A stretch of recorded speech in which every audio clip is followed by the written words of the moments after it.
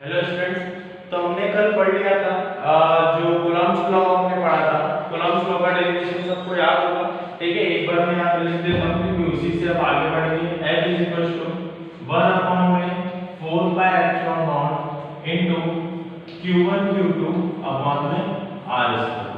ठीक है, जहाँ पे r क्या है दूरी में डायग्राम भी एक बार बना देता हूँ। तो ये दो हो गए हमारे पॉइंट चार्ज। इसको मैं दे देता हूँ, इस पे जो चार्ज है मान लिया कि q1 है, इस पे जो चार्ज है मान लिया वो क्या है q2। दोनों के बीच की जो दूरी है इन दोनों के बीच की वो मैं क्या मान लेता हूँ r। ठीक है, कूलम्ब के हिसाब से यही जो r है F इज प्रोपोर्शनल टू क्या होगा दोनों चार्जेस का मैग्नीट्यूड सॉरी प्रोडक्ट, तो q1 q2। और सेकंड क्वेश्चन क्या बोला कि ये व्युत्क्रमानुपाती होगा, मतलब इनवर्सली प्रोपोर्शनल होगा इसके डिस्टेंस के स्क्वायर के। तो क्या हो गया 1 अपॉन r स्क्वायर। दोनों को मिलाकर के कुछ हमारा ये डेरिवेशन बना। अब इसी पे बेस्ड अगर न्यूमेरिकल आएगा तो न्यूमेरिकल किस टाइप से आएगा मैं आपको बता देता हूं।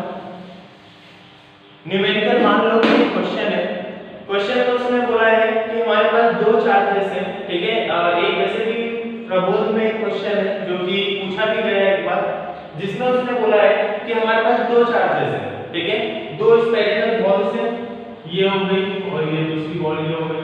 ठीक है, दोनों स्फेरिकल बॉल पे जो चार्जेस है, ठीक है, चार्जेस उसने बताए थे 2 × 10⁻⁷ माइनस। यहाँ पे भी चार्जेस क्या है 3 × 10⁻⁻⁷ कूलम्ब। और ये भी कूलम्ब। क्यों? क्योंकि चार्ज को मेजर करने की जो क्या बोलते हैं मेजर करने की जो यूनिट होती है वो होती है कूलम्ब। दोनों मेटल दोनों जो ये मेटेलिक स्फीयर थे इन दोनों पे चार्जेस क्या होगा, इसमें 3 × 10⁻⁷ और इसका होगा 2 × 10⁻⁷। उसने ये बोला कि इन दोनों के बीच की जो दूरी है वो है 3 सेंटीमीटर।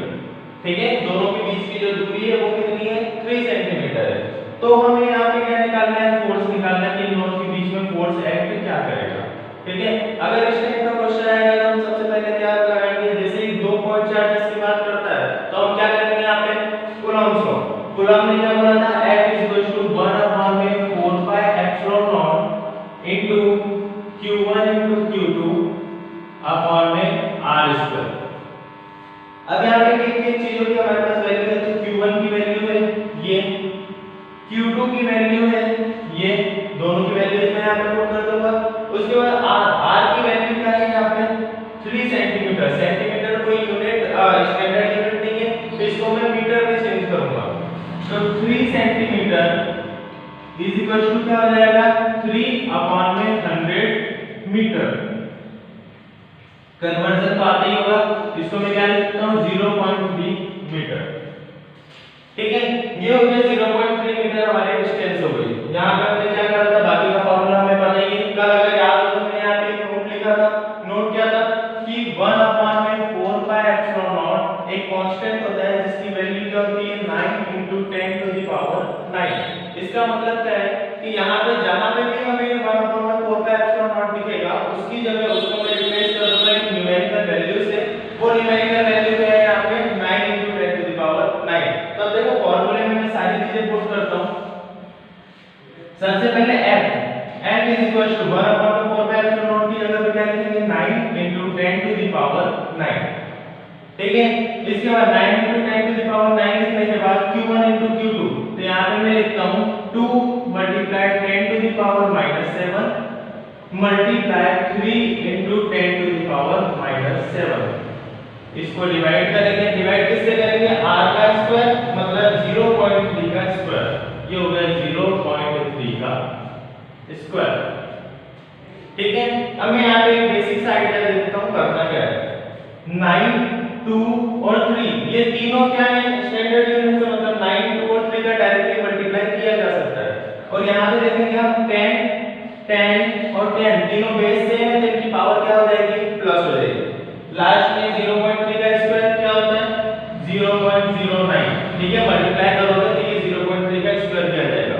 कल के लिए होमवर्क है कि ये यहाँ पे ये जो चीज दे रखी है मैंने यहाँ पे पूरे नोटेशन जो बनाए हैं इसको नोट करो और इसके बाद इसका आंसर निकाल कर बताना कि आंसर क्या आ रहा है। ठीक है, नोट अच्छे से करना, कोई भी यहाँ पे मिस्टेक नहीं होनी चाहिए, क्योंकि अगर कोई भी डिजिट का मिस्टेक लिखा तुमने तो वो पूरा का पूरा आंसर गलत हो जाएगा।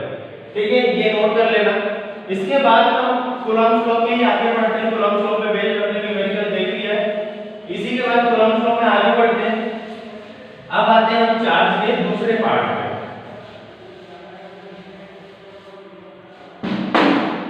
चार्ज क्या होता है? जैसे कूलम्ब्स लॉ ने बताया कि ये दो पॉइंट्स के बीच में एक डिस्टेंस होती है। ठीक है, अब इस डिस्टेंस को क्या बोलते हैं?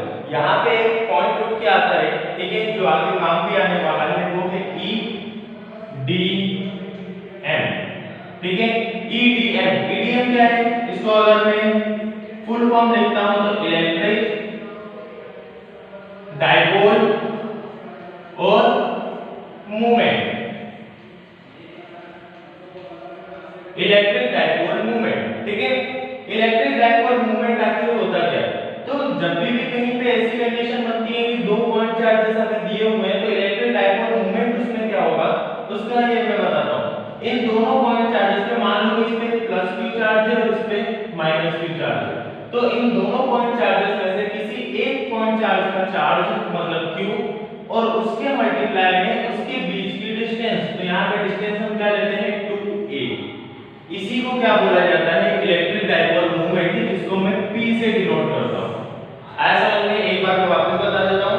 Electric dipole movement is nothing but the product of one of its charge and the distance between them. इसका मतलब क्या हुआ कि एक कोई सा भी उनके बीच का चार्ज और उसके साथ में उन दोनों के बीच की डिस्टेंस, इन दोनों के मल्टीप्लाई को ही क्या बोला जाता है? Electric dipole movement. ठीक है, और इलेक्ट्रिक डाइपोल मूवमेंट को रिप्रेजेंट हम किससे करते हैं? p से। p जहां पे लिखा होगा उसका मतलब क्या है कि वो इलेक्ट्रिक डाइपोल मूवमेंट है। अब ये तो समझ में आ गया कि q क्या है। q तो मैंने बता दिया कि यहां पे एक प्रेजेंट चार्ज है। अब 2a क्या है? तो 2a का ध्यान रखना, बहुत सारे बुक्स में 2a दिया हुआ है, बहुत सारे बुक्स में 2l दिया है। ठीक है, तो हम दोनों में से कोई सी भी वैल्यू ले सकते हैं ये। ठीक है, अब देखो दोनों का मैंने एक चार्ज ले लिया। अब यहाँ पे उसने क्या बोला कि दोनों के बीच की डिस्टेंस क्या है? 2a। 2a क्या है? तो 2a याद रखना इलेक्ट्रिक डाइपोल की लेंथ होती है। ठीक है, डाइपोल की लेंथ जो है उसको हम क्या बोलते हैं? यहाँ पे 2a। ये जो पूरा बना हुआ है ये इलेक्ट्रिक डाइपोल है और इसकी लेंथ क्या है? 2a। 2a एक ऐसी शॉर्टेस्ट डिस्टेंस है, मतलब कम से कम डिस्टेंस है जिस पे मैं दोनों चार्जेस को अलग कर पाऊं। अगर एग्जांपल के तौर पर समझना है तो मैं क्या बोलता हूं, देखो ये दो मैग्नेट्स हैं। ठीक है, अगर मैं इनको इतने पास रखूंगा तो ये दोनों एक दूसरे की तरफ अट्रैक्ट हो जाएंगे, या फिर अपोजिट को सेम पोल रखूंगा तो ये दोनों एक दूसरे से रिपेल हो जाएंगे। ठीक है, अब इनके बीच के डिस्टेंस को मैं बढ़ाता हूं, बढ़ाया अभी भी अट्रैक्ट हो रहे हैं तो इसको मैंने थोड़ा और बढ़ाया, अभी भी अट्रैक्ट हो रहे हैं तो थोड़ा मैं इसको और बढ़ाऊंगा। अब एक ऐसे डिस्टेंस जहां पे ना ही वो एक दूसरे की तरफ अट्रैक्ट हो ना ही एक दूसरे से रिपेल हो, इस शॉर्टेज डिस्टेंस को हम क्या बोलेंगे? यहाँ पे 2a। और इसी शॉर्टेज डिस्टेंस को बोला जाता है लेंथ ऑफ इलेक्ट्रिक डाइपोल। आया समझ में? ठीक है, इलेक्ट्रिक डाइपोल हमने समझ लिया कि इलेक्ट्रिक डाइपोल क्या होता है, और ये फार्मूला याद रखना क्योंकि बहुत सारे डेरिवेशंस में ये आने वाला है, तो इसको नोट कर लेना।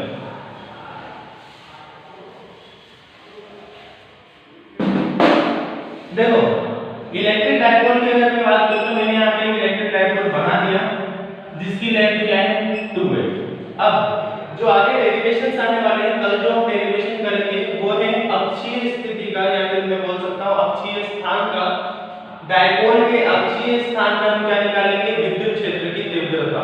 ठीक है, अगर मैं इंग्लिश में बोलूं तो इसकी एक्सियल पोजीशन में हम क्या निकालेंगे? Intensity of electric field. Intensity क्या होती है? इलेक्ट्रिक फील्ड क्या होती है? तो इंटेंसिटी में एक बार वापस से रिपीट कर दूंगा, इलेक्ट्रिक फील्ड। अब सबसे पहले तो ये दिमाग में आता है कि एक्सियल पोजीशन क्या है, अक्षीय स्थिति क्या है, तो मैं बताता हूं। देखो ये यहाँ पे जो इलेक्ट्रिक डाइपोल है इसी की अगर एक्सिस पे आगे कोई एक पोजीशन है, ठीक है, इसी की एक्सिस पे आगे अगर कोई पोजीशन है तो उस पोजीशन को मैं क्या बोलूंगा? Axial position.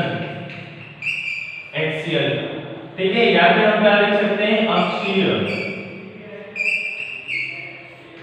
आया समझ में? ठीक है, अगर डाइपोल की ही एक्सिस पे, डाइपोल के ही अक्ष पे कोई एक स्थिति है, कोई एक स्थान है जहां पे मुझे क्या निकालनी है? विद्युत क्षेत्र की तीव्रता निकालनी है या फिर इंटेंसिटी ऑफ इलेक्ट्रिक फील्ड निकालनी है, तो उसको मैं क्या बोलूंगा? एक्सियल पोजीशन, मतलब अक्षीय सेकंड, मैंने एक और डायपोल बनाया, ये डायपोल मैंने बनाया, इसकी लेंथ क्या होगी 2 है। अब मैं क्या निकालूंगा सेकंड पोजीशन, मतलब अब सी पे मैं निकाल लूंगा विद्युत क्षेत्र की तीव्रता। अब दूसरा मैं कहां पे निकालता हूं, इसके भूमध्य रेखांतर, जिसे हम क्या बोलते हैं इक्वेटोरियल पोजीशन। ठीक है, यहाँ पे इक्वेटोरियल पोजीशन पे मतलब इसी के परपेंडिकुलर बाइसेक्टर पे अगर कोई पॉइंट है, ये डायपोल हो गया, इसी के परपेंडिकुलर अगर कोई पॉइंट है जिस पे मुझे क्या निकालनी है इंटेंसिटी ऑफ इलेक्ट्रिक फील्ड, या फिर मैं क्या बोल सकता हूँ विद्युत क्षेत्र की तीव्रता, अगर इस पॉइंट पे हमें निकालनी है तो इसको मैं क्या बोलूंगा इक्वेटोरियल पोजीशन।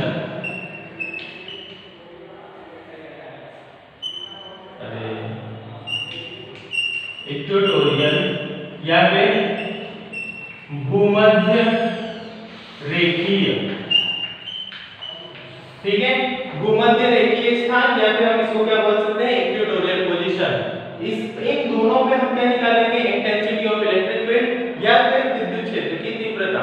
अब कल मैं बताऊंगा कि एक्सियल पोजीशन में हम डिराइव कैसे करते हैं, कैसे निकालते हैं इंटेंसिटी ऑफ इलेक्ट्रिक फील्ड, और इसका एक डेरिवेशन है जो कि इस चैप्टर से बहुत ज्यादा इंपॉर्टेंट है, 5 नंबर में ये डेरिवेशन पूछा जा सकता है। एक्सियल